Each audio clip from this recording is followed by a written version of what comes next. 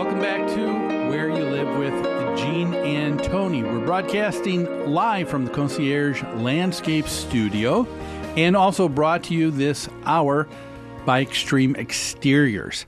And if you're just tuning in, Tony and I just began talking about in our first segment here a story that's coming out of Bakersfield, California, where a homeowners association is concerned because one of the owners there is now out of the home, is a landlord, and has placed in there as a rental for mentally disabled individuals who are going to be in a group home situation. Mm-hmm. Well, it sounds like she leased it to some organization that runs this halfway housing, correct? Mm-hmm. I don't think she just leased it to the 4 people. No, yeah, it would be under the auspices of... Because the impression I get certainly is that this is a legitimate halfway house. It's being operated and licensed by the state, and that it has complied with all of those qualifiers. But the neighbors are upset. Yes, and we talked about how that's probably understandable to some degree, because you have some people that when they hear the term halfway house, is this for criminals? Is it for people who have had violent behavior? Is it those kinds of things are a concern when you've got a family and kids in the neighborhood. Absolutely. And I think we ended the segment talking about maybe some ways that the organization that houses these folks and the landlady could bring more information to the community. They said there's a homeowners association that govern this community, so why not have a members meeting, bring all the parties together to discuss it and get some of their questions answered? Because you hit it on the head. We fear the unknown. Yeah. And the neighbors in this community don't know what's happening. So more education. But that happens. You see that some of the savviness and some of developers and builders who are building new properties next door to other developments in the community, they take time to reach out into the community. Yeah, that's many right. times to talk, have meetings. And so this homeowner certainly in doing something that's a little bit different out of the ordinary, probably could have done some things that probably could have stopped maybe a bunch of people just being insufficiently concerned, about something that has really been taken care of. Yeah. And so that would be certainly our recommendation.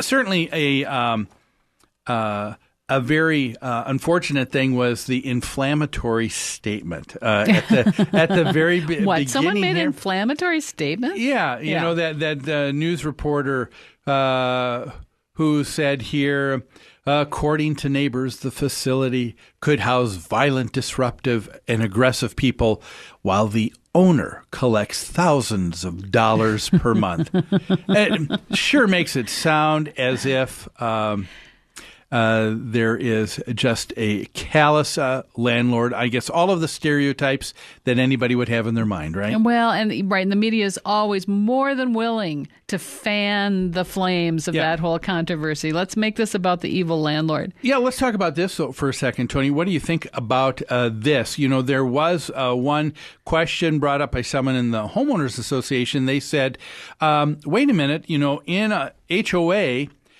most documents have something to this, by the way, and that is you cannot run a business in a homeowners association. Sure. And they were questioning the fact, would this constitute running a business in a homeowners association? That's a legitimate question. Yeah. I think that's a very legitimate question. And you and I discussed this. I don't think they're not operating a business. They're operating a business is operating a residence here, but they're not running their business out of this home. So to me, that doesn't qualify as a business. Yeah, to me, when I was trying to think of an analogy, and I always try to, to try and at least clarify it in my mind. Sure. And I was just thinking, to me, it would be the same difference as an individual says, I want to have my house cleaned, so I have a cleaning company in to clean my home. Well, that's a service that's being provided to me, the person who resides in the home. Yep. Is that a business being run in a home? No. Yeah. It's just a service being provided. That's what we're talking about here, too. the business of setting up homes for disabled people. This is not the business that's being run. This is a service that's being provided to the residents who live there. That's right. The other thing that strikes me about this comment that they had to add, the owner collects thousands of dollars per month. Rentals are allowed in this community. No one has raised that issue that says rentals are not allowed. So if she wasn't renting to a residence, a halfway house residence, she'd be renting to someone else and collecting thousands of dollars per month. She'd be renting to a family and collecting thousands of dollars per month. And if she could get millions of dollars, good for her. That's right. That's right. What is she supposed to do? Move out and let the house sit there and languish with no use at all? Yes. But it sounds like the person's responsible. But again, the one thing that would have been probably just a nice thing, it's one of those things that you look at and you say, I don't have to do it, but it would have been, yes. I think, a very diplomatic thing to do would have been, like you said, to take some time to explain, talk to people ahead of time. One of the things that I thought was kind of sad, though, towards the end of this particular section was the comment from the landlord herself. After all of that is said and done, she said she's thinking of taking legal action. And she was going to, take people to court. Over how she was treated. How she was treated. Right.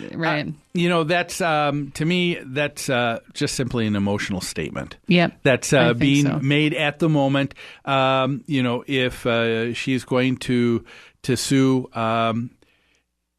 people for expressing their personal opinions? Yeah. I'm sorry. They're entitled to their personal opinions. It's hard to just stick to the facts, though. Yeah. And when you're talking about your housing and your neighborhood, it's a very emotional situation. So, it probably was true at the very beginning. The topic began with saying that there were neighbors at odds now because this individual landlord seemed to have been a owner occupant in the home for probably a number of years. People knew her, and now she's become a landlord for whatever that reason is. We want to hear from our listeners, right? If they have any questions or comments or ideas about the things we talk about, you can call our hotline at 952-224-2668. Leave us a message, and we'll address your issue next week. People also can give us contact through email, too. That email is Gene, Gene, at ncmgi.com. The last couple Sundays, we've received a number of emails from our listeners. That seems to be a popular way for people to contact us as well. Well, I tell you what, looking at the clock right now, it's probably time for us to take another break. But before we do, let me just remind our listeners here in the first hour, we have something we'd like to give you free. It is a subscription, a bi-monthly newsletter that talks about a lot of the topics that we cover here on the show are covered in further detail. It's yours free for the asking. Give us a call during the week at New Concepts at 952-922-2500. Ask for Courtney. She'll make sure that you start receiving your subscription. Call now and you'll get the free State Fair edition of Where You Live. Well, we'll take a break right now, and when we come back, we're going to be covering emails from our listener on on-site employees at a condo association. You're listening to Where You Live with Gene and Tony on AM 1280, The Patriot. Back after this.